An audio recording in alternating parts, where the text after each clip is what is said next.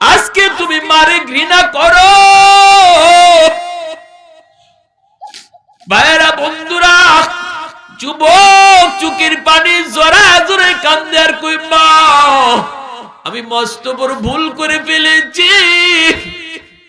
এ যুবক মনে রাখো, পত্রিকার ঘটনায় যুবক বলছে আমার মতো এত বড় কুলাঙ্গার সন্তান কেউ হইও না। আজ আমার কিছুই নাই, সব কিছু আমার হাত ছাড়া হয়ে গেছে, আমি শুধু রাস্তায় রাস্তায় ঘুরি। যুবক ডাক দেয়া বলতেছে দুনিয়ার সন্তানের দল, আমার মতো কুলাঙ্গার সন্তান কেউ হইও না। আমি আমার মায়ের গর্ভে একমাত্র সন্তান। জন্মের কিছুদিন পরে আব্বা মারা গেলেন। এরপরে আমার আম্মা কষ্ট করে করে আমাকে নিয়া স্কুলে ভর্তি করান, লেখাপড়া খরচ দেন, মানুষের বাড়িতে কাম করেন। আমার নানা নানি মামা মামি আসছে মাকে অন্যত্র নিয়ে বিয়ে দেবে, মা সেদিন যায় নাই। আমার চেহারা দেখে মা জীবন যৌবন কাটায় দিল, সব কিছু মেনে নিল, স্বামীর সংসারে মা থেকে গেল। কিন্তু আমি যখন একটু বুঝ হলো, আমি দেখলাম আমার মায়ের একটা চোখ নাই, একটা চোখ নাই, বিশাল গর্ত। দেখলে বড় ভয় লাগে, দেখলে বড় বিশ্রী লাগে।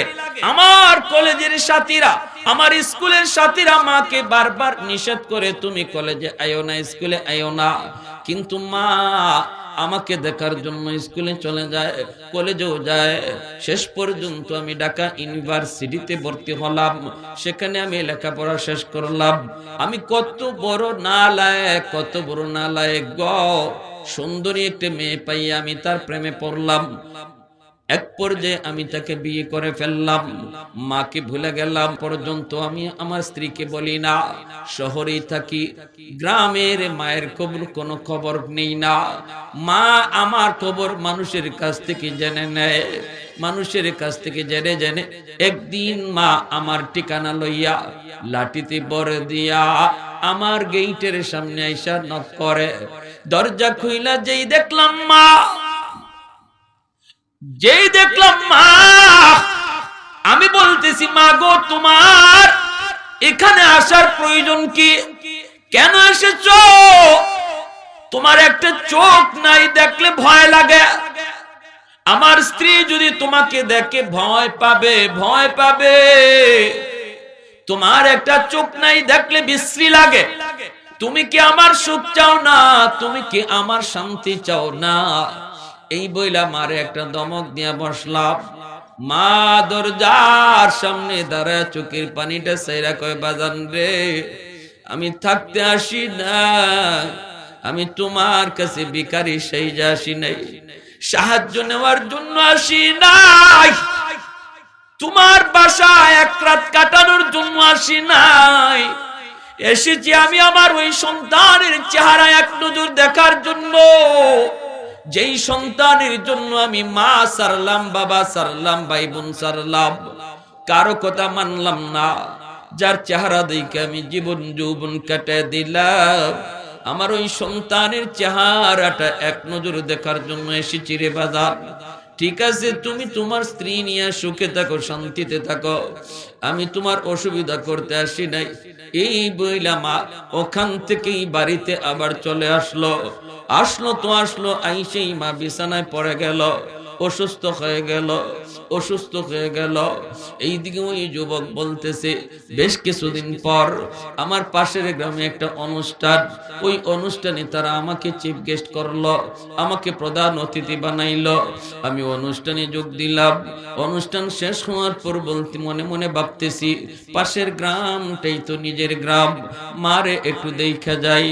আসলাম মাকে দেখার জন্য, দরজার পাশে এসে ডাক দিলাম মা, কিন্তু কেউ দরজা খুলে না।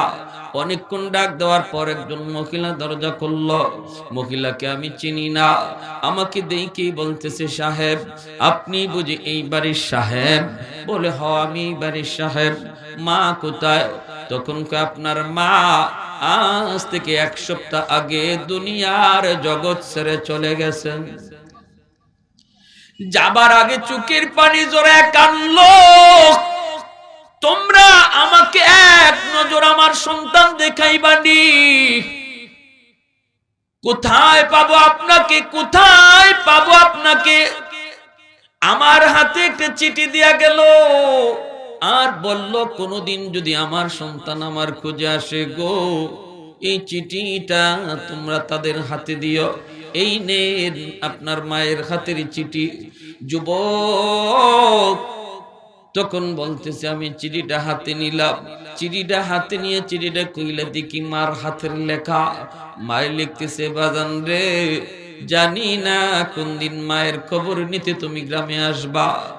এ বাবা, একটা কথা মৃত্যুর আগে মা চিঠির মাধ্যমে জানায় গেলাম, কোনদিন তুমি আমাকে জিগাও নাই, এজন্য আমি তোমাকে বলিও নাই। বাবা, মায়ের একটা চোখ নাই বিধায় তুমি মাকে ঘৃণা করতা, কিন্তু একদিনও মারে তুমি জিগাও নাই, মাগো তোমার চোখটা কি হয়েছে, কোথায় গেল গো মা তোমার চোখটা? একদিনও মাকে তুমি প্রশ্ন করো নাই, এজন্য মা জবাবটাও তোমাকে দেই নাই। আজকে চিঠির ভাষায় লিখে গেলাম, আমার চোখটাই তোমাকে দেওয়া হয়েছে। তোমার বয়স যখন 10 বছর, টাইফয়েড জ্বর হয়েছিল, একটা চোখ তোমার নষ্ট হয়ে গেছে। ডাক্তার বলেছে যদি এই নষ্ট চোখটা উঠাইয়া আর একটা চোখ এখানে বসানো না হয়, তাহলে তোমার দুটো চোখ নষ্ট হয়ে যাবে। ওই দিন আমি মা আমার নিজের চোখটা তোমাকে দিয়েছিলাম। ওই দিন আমি মা আমার নিজের চোখটাই তোমাকে দিয়েছিলাম রে বাবা। আজকে তুমি মারে ঘৃণা করো।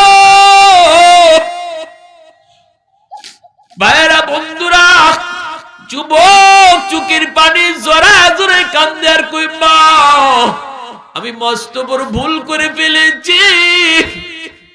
এ যুবক মনে রাখো, পত্রিকার ঘটনায় যুবক বলছে আমার মতো এত বড় কুলাঙ্গার সন্তান কেউ হইও না। আজ আমার কিছুই নাই, সব কিছু আমার হাত ছাড়া হয়ে গেছে। আমি শুধু রাস্তায় রাস্তায় ঘুরি। যেই সন্তানের উপরে বাপ মার বদুয়া থাকবে, যুবক তোমার দুনিয়ার বরকত আল্লাহ কেড়ে নিবে। 1 নম্বরে হায়াতের বরকত আল্লাহ কেড়ে নিবে, 2 নম্বরে তোমার রিজকের বরকত আল্লাহ কেড়ে নিবে। হায়াতের ভিতরে কোনো বরকত পাইবা না, বিপদ একটার পর একটা বিপদ তোমার পেছ ছাড়বে না। যদি বাপ মার বদুয়া থাকে, রিজকের ভিতরে বরকত তুমি পাইবা না। সফলতার জন্য সময় তুমি কম দাও না, কিন্তু সফলতা পাইবা না। কারণ কি জানোনি? কারণ কি জানোনি? ওই যে দেখো লাইট লাগানো, এই যে আমরা ফ্যান লাগাই, লাইট লাগাই, ফ্যানটা লাগাইলে কিন্তু ফ্যানটা ঘুরে না, লাইটটা লাগাইলে লাইটটা জ্বলে না রে আল্লাহর গোলাম। পাওয়ার হাউস থেকে লাইন ওকে করতে হয়, তাহলেই তো লাইট জ্বলবে। তোমার আমার জীবনের মধ্যে আল্লাহ পাক কিছু বাতি লাগায় দিছে, জ্বালানোর দায়িত্ব দিছে তোমারে আমার। আল্লাহ পাক রব্বুল আলামিন লাইট দিয়া দিছে, বাতি জ্বালাইতে হবে। যেই সন্তানের জীবনের পাওয়ার হাউস বাপ মা, ওই মা বাবা থেকে তার জীবনের লাইটের লাইন ওকে করবে, আল্লাহ পাক তার জীবনের বাতি আল্লাহ জ্বালায় দিবে। হায়াতের ভিতরে বরকত, রিজিকের ভিতরে বরকত, লেখাপড়ার মধ্যে বরকত, সন্তানকে আল্লাহ মানুষের মতো মানুষ বানায় দিবে যদি বাপ মার দোয়া তোমার প্রতি থাকে। বাপ মার দোয়া যদি কোনো সন্তানের উপরে থাকে, ভাইরা বন্ধুরা, নবী বলেন হাত উঠে দোয়া করতে হয় না। বাপ মার কলিজা যদি সন্তানের উপরে খুশি থাকে, আল্লাহর আরশে পৌঁছতে মাঝখানে বাধা থাকে না। সালাসাতুন দাওয়াতুম মুস্তাজাবাতুন লা শাক্কা ফি, দাওয়াতুল মাজলুম ওয়া দাওয়াতুল মুসাফির ওয়া দাওয়াতুল ওয়ালিদ আলা ওয়ালাদিহি। আল্লাহ নবী রহমতের নবী বলেন 3 ব্যক্তির দোয়া বদদোয়া আল্লাহর কাছে সরাসরি কবুল। 1 হলো মজলুমের দোয়া বদদোয়া, 2 হলো মুসাফিরের দোয়া বদদোয়া, 3 নম্বর হলো বাপ মার দোয়া বদদোয়া। এই 3 ব্যক্তির দোয়া বদদোয়া আল্লাহর দরবারে এমন ভাবে কবুল হয়, মাঝখানে কোনো বাধা থাকে না। এজন্য দুর্বলের উপরে কখনো জুলুম করবা না। তোমার গায়ে শক্তি আছে, তোমার ক্ষমতা আছে, তোমার গোষ্ঠী বড়, তোমার টাকার জোর বেশি, এজন্য কোনো দুর্বলের উপরে তুমি জুলুম করবা না রে গোলাম। যদি কোনো দুর্বল মানুষ দুনিয়ার আদালতে বিচার না দেয়, যদি কই মালিক চেয়ারম্যানের কাছে গেল বিচার পাবো না, কারণ চেয়ারম্যান হলো তার লোক, মেম্বারের কাছে গেল বিচার পাবো না, মেম্বার হলো তার লোক, আদালতে গেল আমি বিচার পাবো না, কারণ তার টাকার জোর আছে, পয়সা দিয়া জজকে কিনে নিবে। ও মালিক না না, আমি দুনিয়ার কোন আদালতে বিচার দিলাম না, আল্লাহ তোমার আদালতে বিচার দিলাম।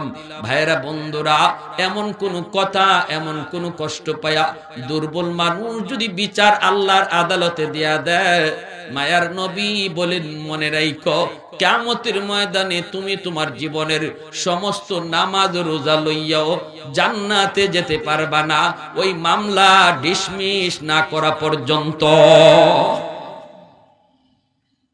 আল্লাহর আদালতে কোনো পাওয়ার চলে না, ঠিক কিনা জুড়ে বলেন? দুনিয়ার আদালতে পাওয়ার চলে, আল্লাহর আদালতে পাওয়ার চলে না। দুনিয়ার আদালতে জজকে টাকা দিয়ে কিনা যায়, আল্লাহর আদালতে পয়সার খেলা চলে না। জোরে বলেন ঠিক কিনা? এজন্য দুনিয়ার মামলা দুনিয়াতেই ডিসমিস করে যাও। বুদ্ধিমান কখনো আল্লাহর আদালতে মামলা নিয়ে কবরে যায় না, বুদ্ধিমান কখনো আল্লাহর আদালতে মামলা লইয়া কবরে যায় না। বুদ্ধিমান দুনিয়াতে দুনিয়ার মামলা ডিসমিস করে নেয়। আল্লাহর আদালত বড় সঙ্গীন, বড় খতরনাক, ওই আদালতে তোমার পক্ষে কেউ দাঁড়াবে না। এজন্য মজলুমের উপরে তুমি কখনো জুলুম করবা না। মায়ার নবী বলেন, মুসাফির কেউ কষ্ট দিও না, মুসাফিরের কাছ থেকে যত পারো দোয়া নিবা, তার দোয়াটা আল্লাহর দরবারে পৌঁছতে বাধা থাকে না। 3 নম্বরে নবী বলেন, মা বাবার কাছ থেকে বেশি বেশি করে তুমি সন্তান দোয়া নেও, কারণ বাপ মার দোয়া আল্লাহর দরবারে সরাসরি কবুল। হাজারো আব্দুল কাদের জিলানী এক জায়গায় বসে যদি তোমার জন্য দোয়া করে, হাজারো মঈনুদ্দিন চিশতি এক করে বসে যদি তোমার জন্য দোয়া করে, আর ভাঙ্গা করে যদি মা তোমার জন্য হাত উঠায়, বাবা তোমার জন্য হাত উঠায়, আমার মায়ার নবীর হাদিস, আব্দুল কাদের জিলানী মঈনুদ্দিন চিশতির দোয়া কবুল হবে কি হবে না গ্যারান্টি নাই, কিন্তু বাপ মার দোয়া কবুল হবে গ্যারান্টি আছে। বাপ মার দোয়া কবুল হবে গ্যারান্টি দিয়েছেন মায়ার নবী। আমার নবী জীবনে কোনোদিন মিথ্যা বলেন না, নিজের থেকেও কিছু বলেন না। বলেন কার ইশারায়? আর একটু জোরে বলেন কার ইশারায়? এজন্যই আল্লাহর নবী ওই বনু তামিম গোত্রের যুবককে বলতেছেন, যুবক, 1 নম্বরে ডিউটি হলো বেশি বেশি করে বাপ মার জন্য তুমি দোয়া করো, বাপ মার জন্য তুমি দোয়া করো। 2 নম্বরে নবী বলেন, ওয়াল ইস্তিগফারু লাহুমা, মা বাবার জন্য তুমি বেশি বেশি করে দান সদকা করো, মসজিদে দান করো, মাদ্রাসায় দান করো, গরিব মানুষকে দান করো। বাপ মার জন্য তুমি যখনই দান করবা, সাথে সাথে তোমার খেদমত মা বাবার কবরে আল্লাহ পৌঁছে দিবে। 3 নম্বরে নবী বলেন, ইনফাযু আহদিহিমা মিন বাদিহিমা, মা যদি বাবা যদি কারো হক নষ্ট করে থাকে, এই হকটা তুমি ফিরায় দাও। বাবা যদি কারো কোনো হক নষ্ট করে থাকে, অথবা কারো কোনো হক না দিয়া কবরে যায় থাকি, সন্তান হিসেবে তুমি বাবার হকটা, ওই মানুষটার হকটা তুমি দ্রুত ফিরায় দাও। তোমার বাবা হয়তো তোমার ফুফুদের সম্পদ দেয় নাই, এমন অনেক ভাই আছে বোনের হক দেয় না। আওয়াজ দিয়ে কোন জোরে কোন, ভাই বোনের হক, ভাই বোনের সম্পদ, বাবার সম্পত্তি ভাই বোনের মধ্যে বন্টন করছেন কে? আর একটু জোরে বলেন কে? অতএব এই বন্টন আল্লাহর দেওয়া বন্টন, এই বন্টনের ভিতরে মেম্বারের হাত নাই, চেয়ারম্যানের হাত নাই, এমপির হাত নাই, বাবার হাত নাই, ভাইয়ের হাত নাই, দুনিয়ার কোন মানুষের হাত নাই, বন্টন করছেন আল্লাহ।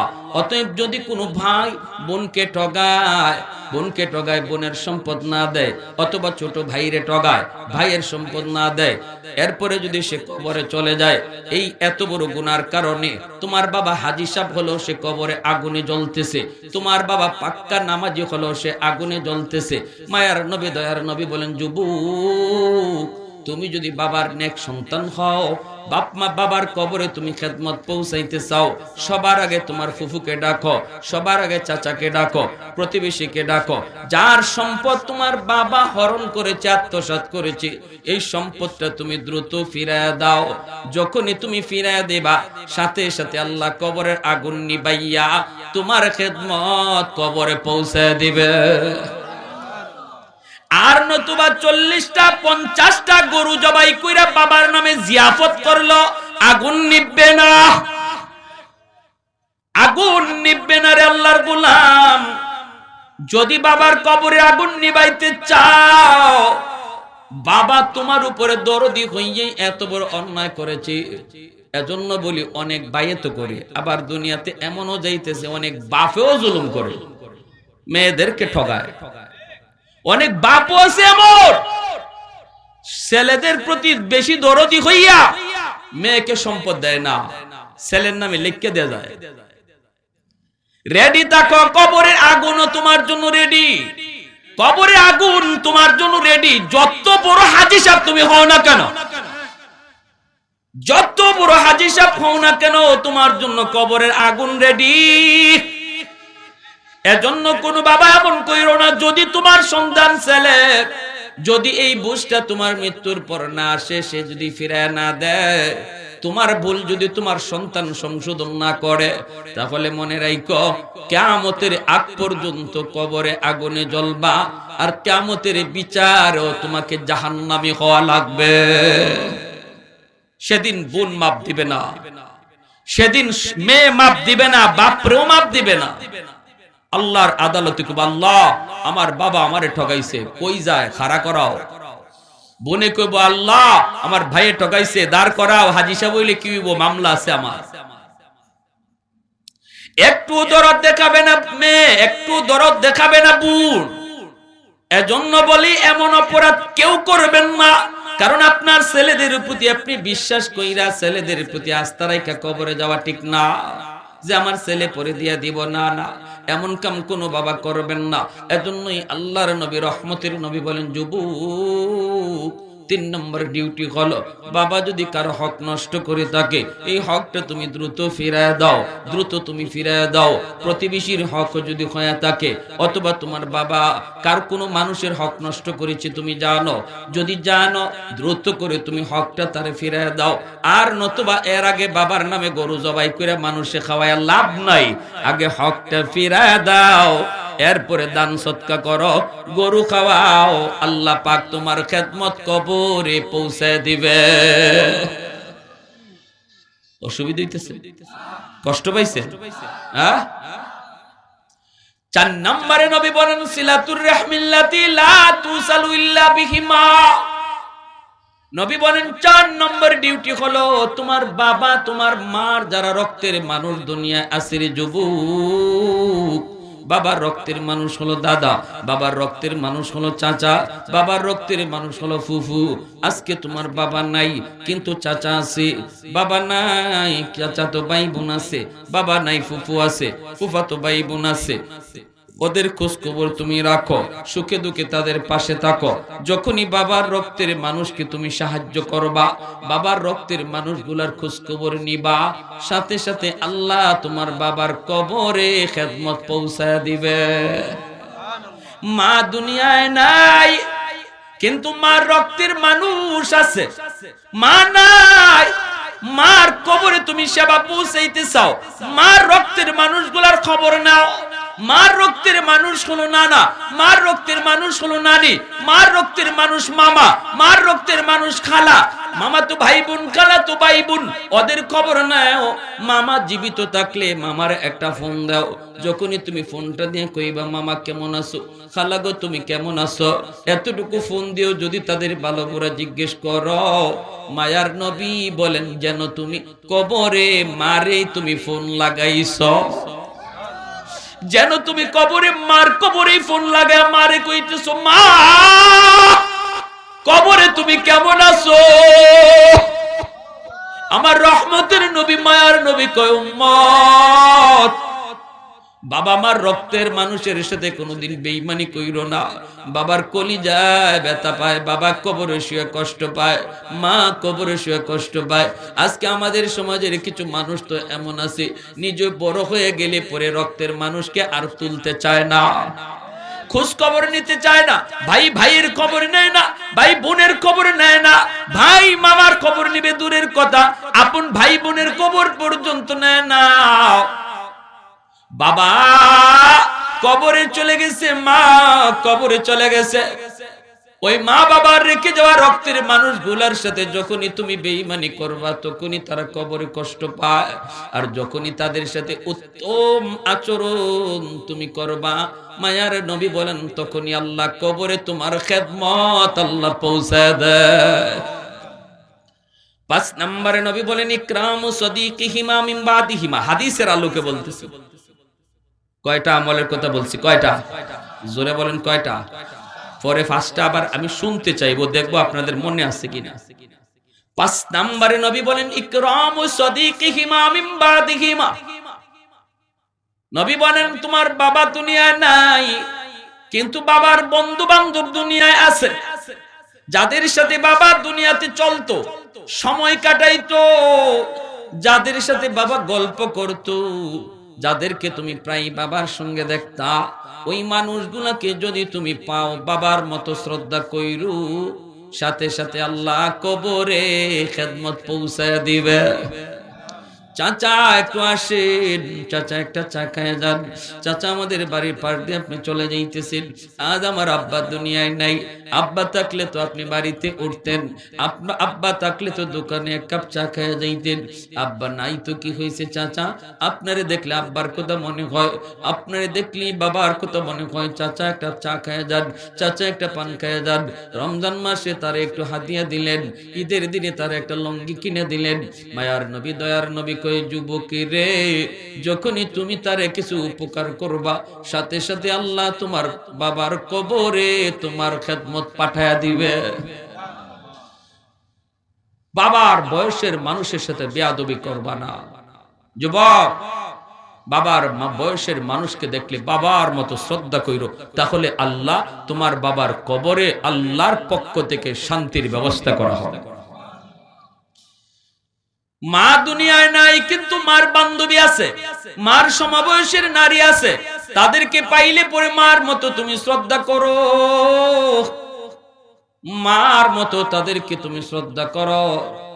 ডাক দিয়ে একটু আইনা তারে তুমি একটু আদর যত্ন করো, অথবা সাহায্য সহযোগিতা করো, তখনই আল্লাহ পাক মার কবরে তোমার খেদমত পৌঁছায় দিবে। জোরে কোন সুবহানাল্লাহ। তাহলে আমরা পাইলাম 5টা আমল। যুবককে আল্লাহর নবী 5টা কাজ দিলেন। কে দিলেন? মায়ার নবী দিলেন। কে দিলেন? নবী দিলেন। ছিল কে? একজন যুবক। বক্তাকে আমার নবী, শ্রোতাকে কয় বনি তামিম গোত্রের একজন যুবক। এই যুবক, তুমিও এমন একজন যুবক, তোমার মতো একজন যুবক মনের ভিতরে এই তামান্না লইয়া, এই তলব লইয়া নবীর সামনে হাজির হয়েছিল। আল্লাহর নবী তার সামনে রেখে ওয়াজ করলেন। বক্তা ছিলেন একজন, শ্রোতাও ছিলেন একজন। সুবহানাল্লাহ, জোরে কর। বক্তা কয়জন? শ্রোতা কয়জন? একজন শ্রোতাকে সামনে রেখে আমার নবী এত বড় গুরুত্বপূর্ণ বয়ান করলেন, আজ পৃথিবীর কোটি কোটি মুসলমান নবীর ওই বয়ানের শ্রোতা হয়ে গেল। সুবহানাল্লাহ। এ যুবক মনে রাখো, এজন্য বলি আজকের মুর্দে গানের কবর রুহের মাগফিরাতের জন্য, রুহের মাগফিরাতের জন্য জুনাইদ বাগদাদি আল্লাহর মস্ত বড় ওলি, স্বপ্ন যুগে আল্লাহর ওলি দেখেন একজন মানুষ জাহান্নামী চেহারার, কান্না করে করে জুনাইদ বাগদাদির সামনে হাজির হয়ে কয়, হুজুর আমাকে আপনি চিনেননি? জুনাইদ বাগদাদি কই, না আমি তো আপনারে কোনোদিন দেখি নাই। কে আপনি? কই, হুজুর আমি আপনার গ্রামেরই একজন মানুষ, আজ থেকে বহু আগে আমার ইন্তেকাল হয়েছে, কবরের ভিতরে আমি আযাব ভোগ করতেছি। হুজুর আমার দুনিয়াতে কোনো সন্তান নাই, আছে শুধু একমাত্র মেয়ে, একটা মেয়ে সন্তান। আমার মেয়েটারে আমি দিন শিখাই নাই, মেয়েটারে আমি আখিরাতের পরিচয় শিখাই নাই, আমার মেয়েটাকে আমি আল্লাহর পরিচয় শিখাই নাই, যার কারণে মেয়েটা ভুল পথে হাঁটতেছে, গুনার পথে হাঁটতেছে, আমি বাবার কথা একবারও ইয়াদ করে না। আল্লাহ পাক আমাকে জানাই দিছে, রে গোলাম, তোর মেয়ে যদি কোনোদিন তোর জন্য আমি আল্লাহর কাছে হাত বাড়ায়, ওই দিন আমি তোর কবরের আযাব মাফ করে দিব। এজন্য সন্তান জন্ম দেওয়া সন্তান কামাই করে খাওয়ানোর জন্য নয়, সন্তান ভবিষ্যতে জারিয়া হওয়ার নিয়তে। সন্তান যতদিন দুনিয়াতে নেক কাজ করবে ততদিন আল্লাহ পাক নেকের একটা অংশ বাপমার কবরে আল্লাহ পৌঁছায় দিবে, বাপমার কবরে পৌঁছায় দিবে। এজন্য বাপমার দায়িত্ব হলো সন্তানকে দিনদার বানানো, সন্তানকে আল্লাহওয়ালা বানানো, সন্তানকে মাদ্রাসায় পড়ানো, সন্তানকে হাফেজ আলেম বানানো। এটা হলো বাপমার জিম্মাদারি। কারণ বাপমার জিম্মাদারি, যদি বাপমাই জিম্মাদারিতে ভুল করে তাহলে সন্তানের যত অপরাধ, সমস্ত অপরাধের দায়ী হিসেবে বাপমাকে আল্লাহর আদালতের কাঠগড়ায় দাঁড়াইতে হবে। এ যুবক বলি না আমি মাদ্রাসায় ভর্তি করে দাও, কিন্তু বলবো স্কুলে যদিও পড়াও, 5 বছর তারে মাদ্রাসায় পড়াও, নুরানি মাদ্রাসায় পড়াও, তারে আল্লাহর পরিচয় শিখাও, আগে তার মুসলমানের সন্তান বানাও। ডাক্তার তার বড় পরিচয় নয়, ইঞ্জিনিয়ার তার বড় পরিচয় নয়, বড় পরিচয় হলো সে মুসলমানের সন্তান। এজন্য আগে মুসলমানের সন্তান বানাও, আগে তারে দিন শিখায় মুসলমানের সন্তান বানাও। শিশুকালেই তারে মাদ্রাসায় ভর্তি করো, এরপরে স্কুলে দিতে চাইলে তুমি দিও।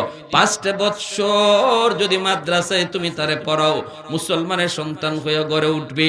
এই ছেলে যদি কলেজেও যায় সে বেনামাজি হবে না, ভার্সিটিতে গেলেও নাস্তিকদের দলে যাবে না, নাস্তিকদের ভিড়ে বইসেও সে নারায়ে তাকবীর আল্লাহু আকবারের তাকবীর তুলবে, কালেমার আওয়াজ উঁচু করবে, উলামায়ে কেরামের পক্ষে আওয়াজ দিবে, কোরআনের পক্ষে স্লোগান উঠাবে। নাস্তিকদের ভিড়ে ঢাকা ইউনিভার্সিটি বাংলা বিভাগ নাস্তিকদের ভিড়, এখানেও যদি আপনার সন্তান যায়, নাস্তিক হবে না, কোরআনের সৈনিক হবে। নারায়ে তাকবীর, নাস্তিকদের আস্তানা ভেঙে দাও, গুড়িয়ে দাও। নারায়ে তাকবীর। প্যারে হাজিরিন, এজন্য বলি বাপমার সবচেয়ে বড় জিম্মাদারি হলো সন্তানরে মুসলমানের সন্তান বানানো। মাদ্রাসায় যদি 5 বছর পইরা যায়, তাহলে হাই স্কুলে গিয়ে যখন দেখবো ডারউইনের মতবাদ শিখায় বান্দর থেকে মানুষ হইছে, তখন তুমি বাবার প্রতিবাদ করা লাগবে না, আপনার ছেলে প্রতিবাদ করবে। ঠিক কি না? বান্দর থেকে মানুষ হইছে, কি কর? বাবা হিসাবে এটা আপনার দায়িত্ব। সব দায়িত্ব খালি হুজুরদেরকে দিয়ে দিয়েন না, সব দায়িত্ব হুজুরদের না। সন্তান কি পড়তেছে, কি শিখতেছে, এই খোঁজ খবর রাখা বাপমার দায়িত্ব, আপনার দায়িত্ব।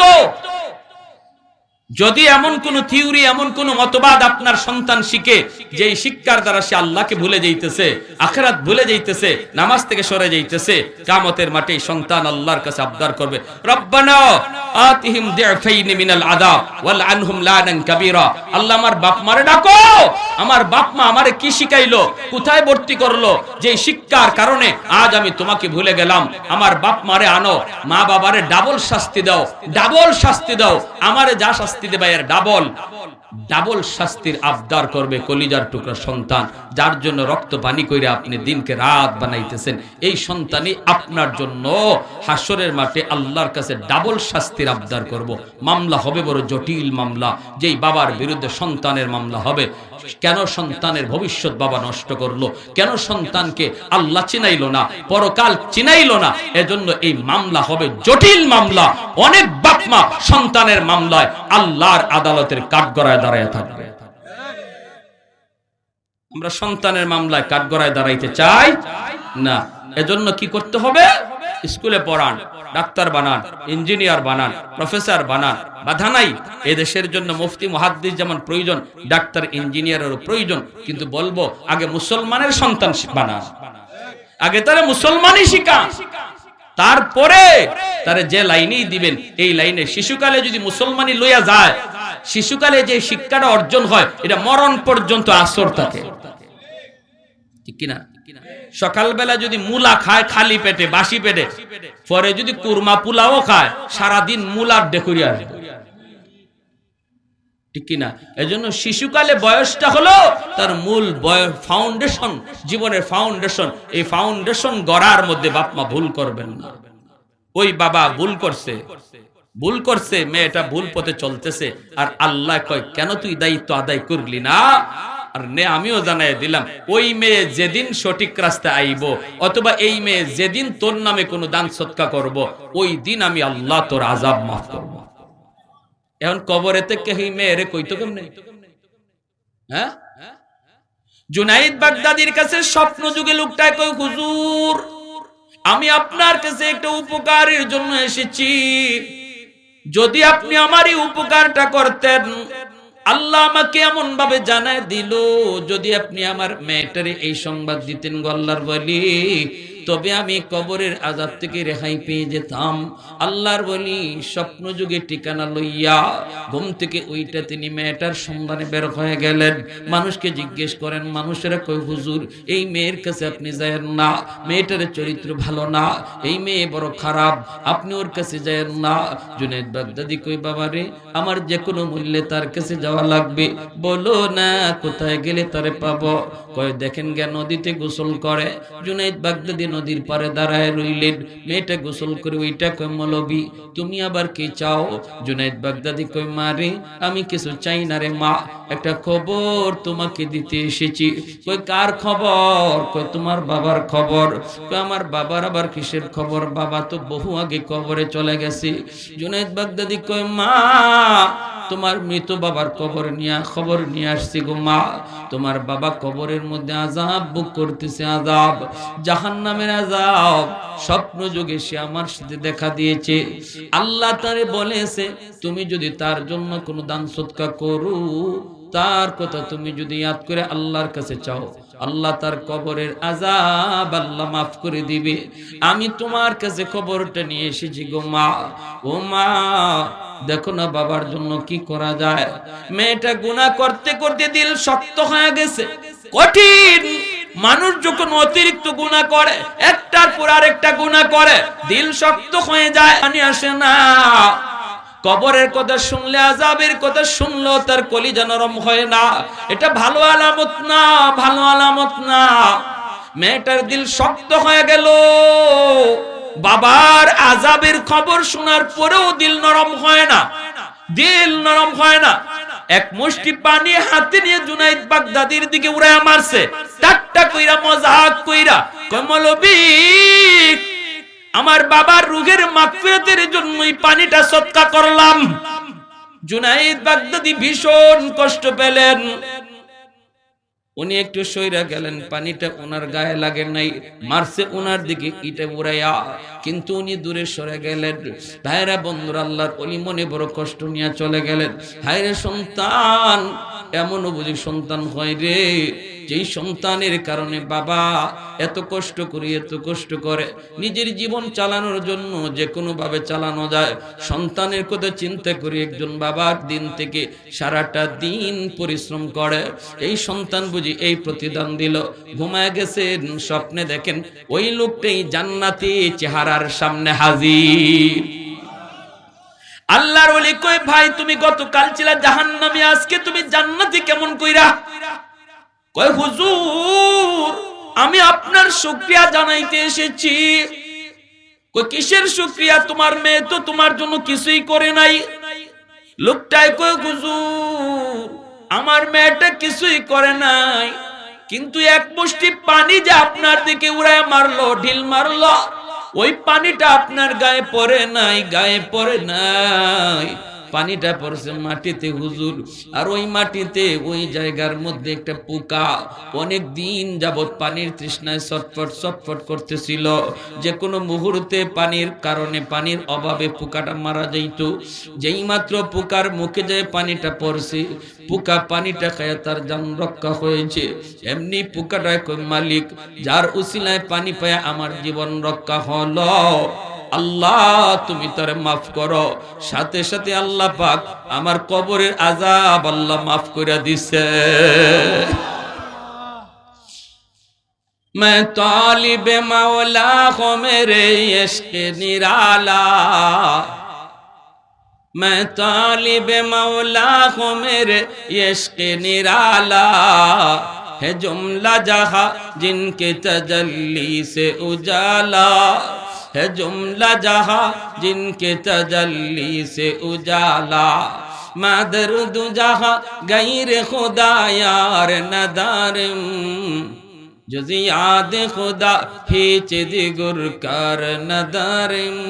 अल्लाहु আকবার জোরে বলি আর একটু জোরে আল্লাহু আকবার। তাহলে সন্তানকে দিন শেখানোর দরকার আছে না নাই? আর একটু জোরে কোন আছে না নাই? ফার্স্টটা কাজ সন্তান তখনই করবে যখনই সন্তান দিন বুঝবে, ঠিক না? দিন না বুঝলে হে 5 কাজ আর 6 কাজ কি বুঝতো? 1 নাম্বার বাপ মার জন্য বেশি বেশি দোয়া, 2 নাম্বার দান সদকা করা, 3 নাম্বার বাপ মা কারো হক নষ্ট করে থাকলে ফিরিয়ে দেওয়া, 4 নাম্বার বাপ মার আত্মীয় স্বজন যারা আছে তাদের খোঁজ খবর রাখা, 5 নাম্বার বাপ মার বন্ধু বান্ধব যারা আছে তাদেরও খোঁজ খবর রাখা। এই 5 কাজের দ্বারা কবরে শুয়ে থাকা বাপ মার খেদমত করা যায়। সুবহানাল্লাহ জোরে কোন। আর যাদের বাপ মা আজকে কবরে আছেন তাদের আরেকটা আমল নবী বলছেন, এটা বলি শেষ দিচ্ছি। আবু দাউদ শরীফের রওয়ায়াত, নবীজি বলেন মান যারা কবর আবাওয়াইহি ফি কুল্লি জুমআতিন গুফিরা লাহু কুতিবা বাররান। জুম্মার দিন যদি কোনো সন্তান বাপ মার কবর জিয়ারত করে, আল্লাহ তারে মাফ কইরা দুনিয়ার যদি ইচ্ছা অনিচ্ছা বাবার একটু কষ্ট দিয়া থাকে, জানে না আল্লাহ ওই জুম্মার দিনের কবর জিয়ারতের উসিলায় আল্লাহ ওই গুনাহ মাফ কইরা তারে বাধ্য সন্তানের তালিকাভুক্ত বানায়া দিবে। জুম্মার দিন কবর জিয়ারত খুব কঠিন কাজ না সহজ কাজ? কারা কারা করতে রাজি আছে হাত উঠে আল্লাহকে দেখায়। আল্লাহ তুমি প্রতিটা হাতকে কবুল করো, জোরে বলি আমিন। 5 ওয়াক্ত নামাজ সাইরা না ফইরা? 5 ওয়াক্ত নামাজ সাইরা না ফইরা? 5 ওয়াক্ত নামাজ ফইরা জুম্মার দিন হয় ফজরের পরে নতুবা জুম্মার পরে নতুবা আসরের পরে সূর্য ডুবার আগে আগে, সূর্য ওঠা থেকে নিয়ে সূর্য ডুবা পর্যন্ত এই সময়ে যত ব্যস্ততাই থাক আমরা কবরস্থানে আসতে ভুলবো না। একা একা আসবো, দল বেঁধে আসা দরকার নাই, নিরিবিলি একা আসবো। একটু পারলে চোখের পানি ঝরাইবো, একটু দিলটারে নরম করব, একটু দিলটারে নরম করব। আল্লাহ আমাদের সবাইকে কবুল করুন, আজকের মাহফিলকে আল্লাহ কবুল করুন, এই যুবকগুলিকে আল্লাহ কবুল করুন, তাদের সব মুর্দেগানকে আল্লাহ মাফ করুন। ওয়া আখির দাওয়ানা আনিল হামদুলিল্লাহি রাব্বিল আলামিন। মুনাজাত হবে, কেউ না যায় দুরূদ শরীফ পড়ি। আল্লাহুম্মা সাল্লি আলা মুহাম্মাদিন ওয়া আলা আলি মুহাম্মাদ কামা সাল্লাইতা আলা ইব্রাহিম ওয়া আলা আলি ইব্রাহিম ইন্নাকা হামিদুম মাজিদ। আল্লাহুম্মা